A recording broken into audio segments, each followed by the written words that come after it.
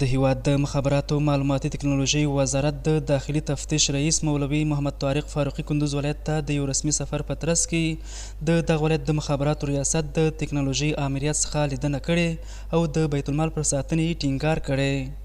په دې لړ کې الحمدلله سکل د مخابراتو معلوماتي تکنالوژي وزارت 14 ولایتونو ته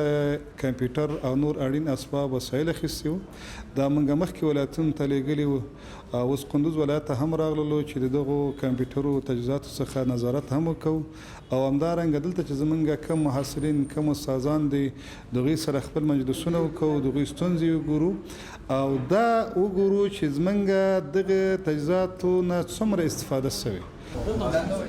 په ورته مهال هغه شمېر زده کوونکي چې د مخابراتو معلوماتي تکنالوژي ریاست مرکز کې د کمپیوټري پروګرامونو په زده کړو بوخت دي، د یاد ریاست له روزنیزو پروګرامونو خوښي څرګندوي او د لا نورو اسانتیاوو برابرولو غوښتنه کوي.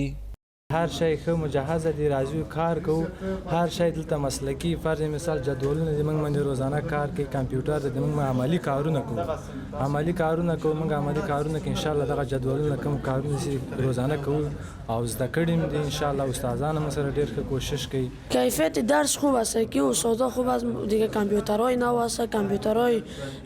مدل بالا است، بسیار درس کیفیت درسش بالا است. دا په داسې حال کې ده چې د کندوز مخابراتو ریاست د تکنالوژي آمریت هر کال په سلګونه ځوانان د کمپیوټري پروګرامونو له زده کولو وروسته ټولنې ته د ښې خدمت په موخه وړاندې کوي.